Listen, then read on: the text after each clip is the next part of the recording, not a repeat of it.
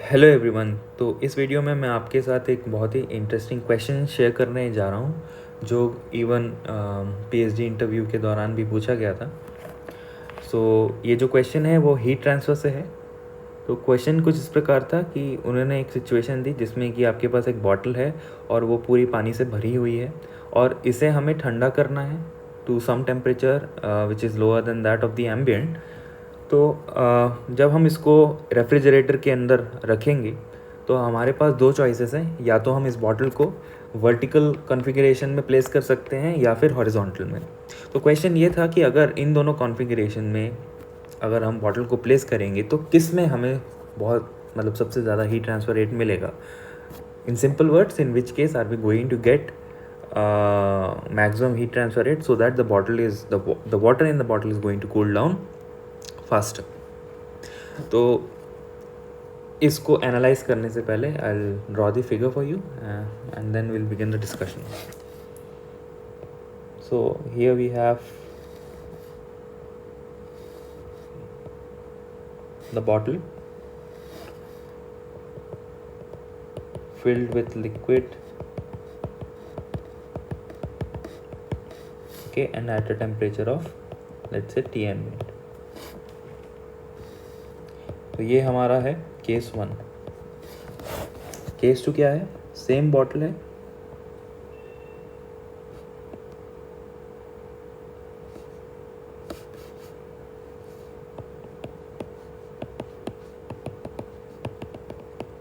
और इस बॉटल के अंदर जो लिक्विड है वो भी एम्बिएंट टेम्परेचर पे, और ये हमारा केस 2 है.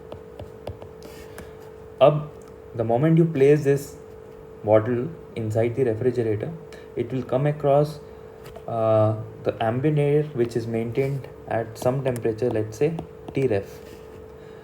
तो ये जो T रेफ्रिजरेशन है, ये टेम्परेचर इस बॉटल के अंदर जो पानी है उस टेम्परेचर से काफ़ी कम है. ठीक है, तो इस वजह से क्या होगा, because there exist a finite temperature difference between the water in the liquid and the surrounding air inside the refrigerator, एक हीट इंट्रैक्शन होगा. इस हीट इंट्रैक्शन के दौरान there will be a transfer of heat from the bottle, from the liquid inside the bottle towards the surrounding air. तो जब आप when you look closely at the air near the immediate vicinity of the solid surface, तो ये जो solid surface की हवा है ये इसके कांटेक्ट में आने की वजह से इट विल गेन हीट, और इसकी जो डेंसिटी है वो कम हो जाएगी, इट विल बिकम लाइटर. तो because of a density difference एक बायंड फोर्स एक्सर्ट होगा इस इमीडिएट सराउंडिंग एयर पे, जिस वजह से will have an upward flow of air. और क्योंकि जो बॉटम सेक्शन है जहाँ से एयर फ्लो हो रही है वहाँ पे वैक्यूम क्रिएट होने की टेंडेंसी होगी, तो जो सराउंडिंग कोल्डर एयर है वो फ्लो करेगी टुवर्ड्स द सॉलिड सरफेस. और सिमिलरली ये जब उसके कांटेक्ट में आएगी तो फिर से it will heat up, it will get lighter and eventually the air will rise. तो ये साइकिल चलता रहेगा. फिर से ये सराउंडिंग एयर जो है डेंस हो जाएगी और एक सर्कुलेशन करंट, जो कि इस एरो से रिप्रेजेंट करके आपको मैं शो कर रहा हूँ, ये कंटिन्यू होता रहेगा जब तक कि इस बॉटल का पानी का टेम्परेचर एम्बिएंट एयर के टेम्परेचर के बराबर ना हो जाए. तो इस नेचुरल सर्कुलेशन की वजह से temperature will keep coming down. I am talking about the waters temperature. अब हुआ क्या कि इस एयर फ्लो के कारण एक और चीज़ होगी.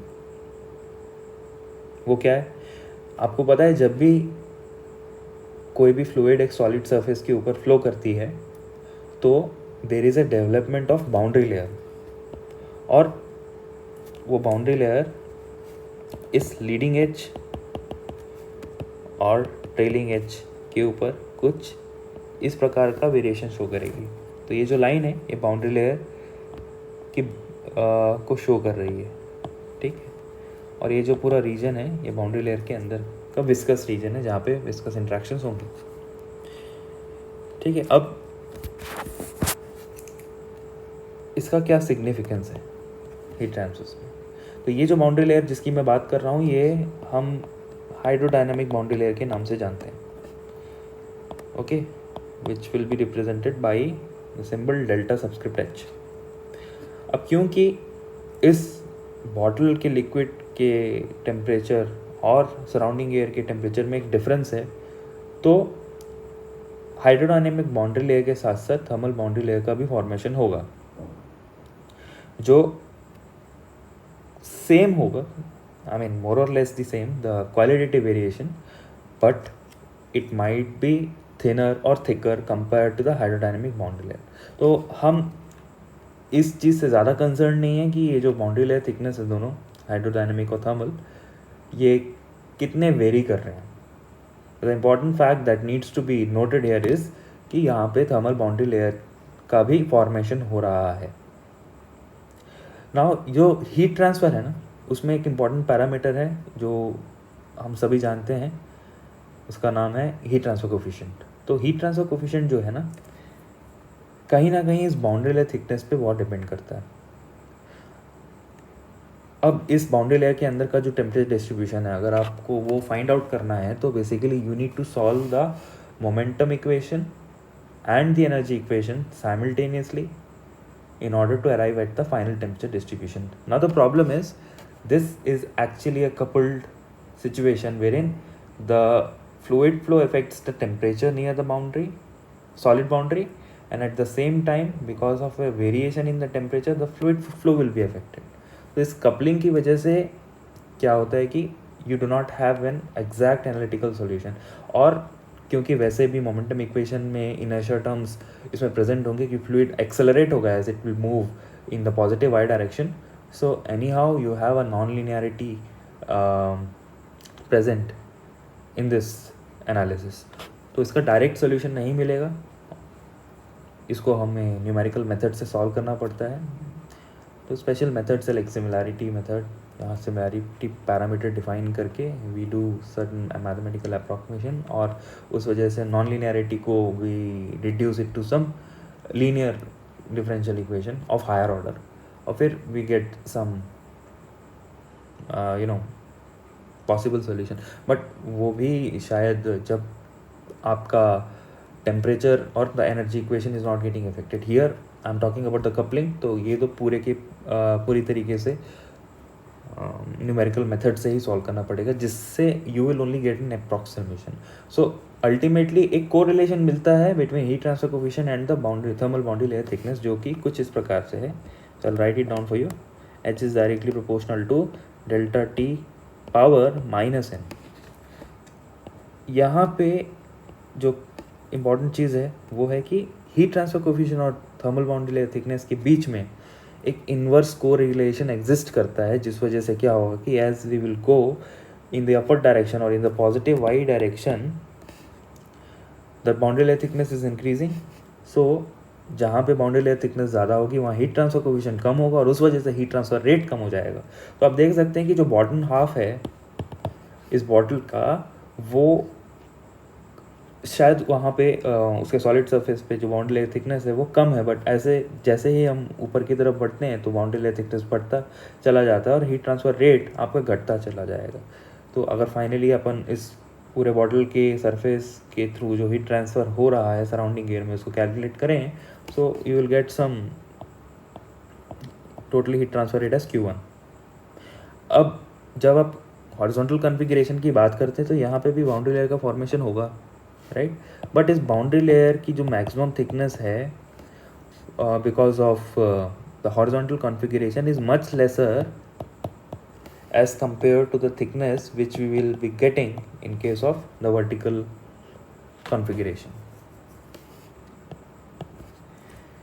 इस वजह से जो हीट ट्रांसफ़र कैरेक्टरिस्टिक्स हैं वो हॉरिजॉन्टल कॉन्फ़िगरेशन के केस में ज़्यादा होगी, क्योंकि ये जो थर्मल इंसुलेशन ऑफर हो रहा है because of the formation of thermal boundary layer thickness is lesser as compare to the vertical configuration. So ये दिखने में may be very simple, right, but to be able to apply this particular concept to Justify your answer is something that only comes through your physical interpretation of the problem and the connection that you establish between the theory and something which we observe in our daily lives. ठीक है, तो इस वजह से जब भी आपने कभी कॉमर्शियल पर्पस के लिए यूज़ होने वाले बेवरेज रेफ्रिजरेटर्स देखे होंगे, उसमें जो बॉटल्स हैं ग्लास की, जो बेवरेज बॉटल होती है उसको हॉरिजॉन्टली स्टैक किया जाता है। एक तो है कि वो जो स्टैकिंग है उसमें आप स्पेस का अच्छा यूटिलाइजेशन कर पाते हैं, और दूसरा हीट ट्रांसफ़र के रेस्पेक्ट में भी कूलिंग आपको ज़्यादा बेहतर मिलती है। इसलिए फ्रीज़र का भी जो डिज़ाइन होता है आपके फ्रिज में, वहाँ पे आप देखेंगे कि हाइट बहुत ज़्यादा नहीं होती है, जो अंदर का आपको डेप्थ मिलता है जहाँ पे आप बॉटल को हॉरिजॉन्टली प्लेस कर सकते हैं वो ज़्यादा होता है इसी कारण से। सो आई होप इस प्रॉब्लम से एटलीस्ट आपको कुछ यूज़फुल इंसाइट्स मिली होगी, और अगर आपको और डिटेल में जानना है कि इसका पर्टिकुलर सोल्यूशन जो है कैसे कैलकुलेट किया जाता है, so you can ping me on my WhatsApp number which I have already provided in one of the videos on my channel. और इसके अलावा अगर आपकी और कोई क्वेश्चंस हैं तो please feel free to ask in the comment section below. So thanks for watching.